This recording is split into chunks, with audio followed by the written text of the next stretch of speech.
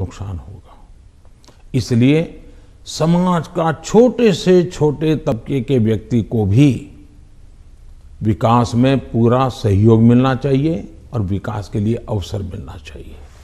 जैसे समाज के अंदर सामाजिक न्याय की आवश्यकता है, वैसे ही राष्ट्र में भी कोई एक इलाका बहुत आगे बढ़ जाए और कोई इलाका पीछे रह जाए तो कभी भी देश का भला नहीं होगा।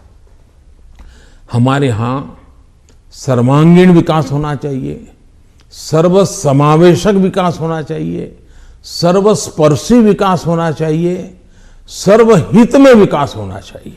और इसलिए हम एक विषय लेकर के आए जिसमें भी मैं देख रहा हूं कि सभी राज्य हमारे साथ मिलकर के कंधे से कंधा मिलाकर के काम कर रहे हैं। एक राज्य नहीं कर रहा है, ये दुर्भाग्य है, बाकी सब राज्य कर रहे हैं। क्या है? हमने देखा कि हिंदुस्तान में 100 से थोड़े ज़्यादा कुछ जिले ऐसे हैं कि जो राज्य की एवरेज से भी बहुत पीछे हैं। हर प्रकार से वहाँ का धन तो सब राज्य जिलों को समान मिलता है, तो ऐसा क्यों होता है? गवर्नेंस के प्रॉब्लम, योजनाओं का अमलीकरण नहीं। हमने ऐसे जिलों को एस्पिरेशनल जिलों के रूप में आइडेंटिफाई किया और राज्य सरकारों की सहमति से किया। करीब 110-115 जिले हैं और उस पर हमने स्पेशल फोकस किया। मैं खुद जिलों से बात करता हूँ, उन जिलों में कल्याणकारी योजनाएं ज़्यादा से ज़्यादा पहुँचे। मैं राज्य सरकारों को प्रार्थना करता हूँ कि वहाँ यंग अफसरों को लगाइए, IAS अफसरों को, प्रमोटेड अफसरों को या रिटायर्ड एज वाले लोगों को वहाँ मत भेजिए, यंग लोगों को लगाइए। और मैंने देखा कि सभी राज्यों ने मेरी इस बात को माना, यंग अफसरों को लगा।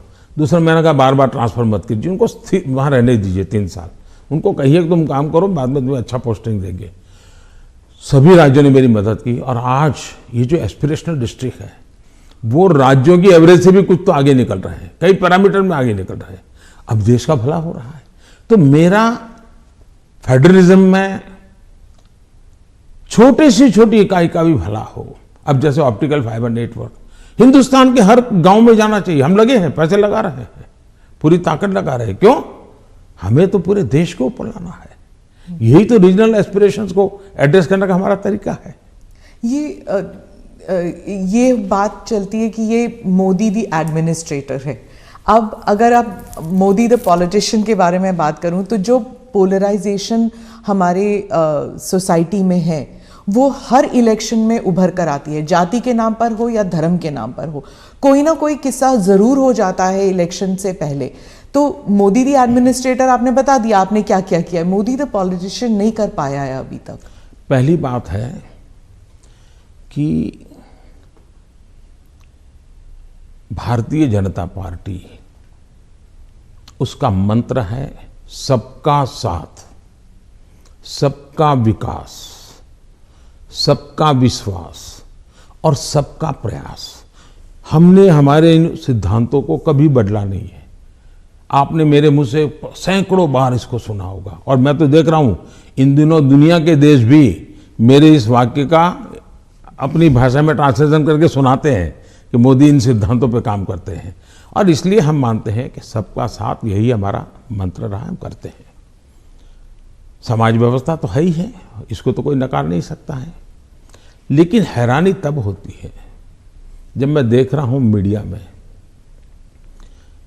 हम समाज को कोई दबा कुचला वर्ग हो, उसकी चिंता हमको करनी चाहिए, क्यों नहीं करनी चाहिए। लेकिन हम कहेंगे भाई इस समाज में अगर पंथ के आधार पर देखें तो इस संप्रदाय में इस प्रकार की जाति व्यवस्था का वर्णन करेंगे और इस समाज में हम कभी नहीं करेंगे।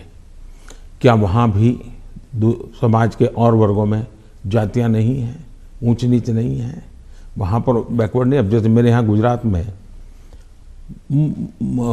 मुस्लिम संप्रदाय में मैं समझता हूँ कि 70 जातियाँ ऐसी हैं जो ओबीसी हैं और मेरे गुजरात में जब मैं था उनको ओबीसी की कैटेगरी में बेनिफिट मिलता था। लेकिन कभी मैं मीडिया में नहीं देख रहा हूं कि भाई वहां कितने ओबीसी को टिकट मिला, वहां कितने पिछड़ों को टिकट मिला, कुछ नहीं। तो ये इस प्रकार की राजनीति कौन करते हैं जी? क्या इससे बाहर आना चाहिए कि नहीं आना चाहिए? हम टिकट देंगे तो भी जाति के आधार पर बंटवारा शुरू कर देते हैं, ये इसी भाषा में वर्णन करते हैं। किस जाति का कितना वोट मिलेगा ये भी कह रहे हैं।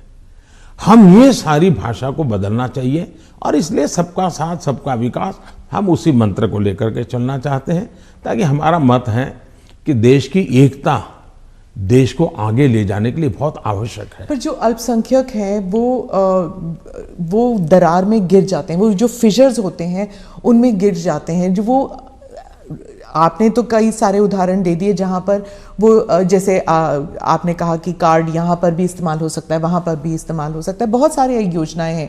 लेकिन जब ऐसे पोलराइजेशन के जो किस्से हो जाते हैं तब क्या होता है, मीडिया में भी आ जाता है, और जब मीडिया में आता है minorities are not safe in India, international media में भी आ जाता है। जो पूंजी निवेश करना चाहता है बाहर बैठ के, वो सोचता है यहाँ पॉलिटिकल अनरेस्ट है, मैं क्यों यहाँ पर पैसे लगाऊं। तो एक आज विश्व में भारत ने अपनी एक अच्छी पहचान भी बनाई है और वो मीडिया की ताकत से भी आगे निकल गई है। अब जहां तक मीडिया का सवाल है, वो क्यों ऐसा करते हैं, किसके कारण करते हैं, किसके लिए करते हैं, किसके कहने से करते हैं, किसके दबाव में करते हैं, ऐसे विषयों पर मेरा टिप्पणी करना उचित नहीं है। लेकिन मेरा इतनी समझ जरूर है कि मीडिया वर्ल्ड में भी एक बहुत बड़ा कंपटीशन है। उनको भी टिकने के लिए, अपने व्यापारिक हितों के लिए भी बहुत जिद्दोजहद करनी पड़ रही है। वो भी एक एलिमेंट है, मीडिया की कुछ मजबूरियां भी हैं उनकी। इस सबके बावजूद भी हमारी बात दुनिया में पहुंची है, इन्हीं लोगों के माध्यम से पहुंची है, क्योंकि अच्छे लोग भी हैं, नहीं ऐसा नहीं है। जहां तक विदेश का मीडिया का कुछ सवाल है,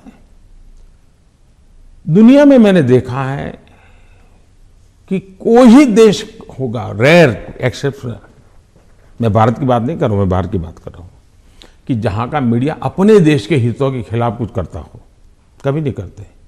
तो कभी कभी ये मीडिया हाउस भी उनके देश के हितों के लिए भी, देशों के बीच की जो स्पर्धा होती है तो एक लाइन ड्रॉ करते हैं, तो उनकी एक अपनी दुनिया है, चलने दीजिए।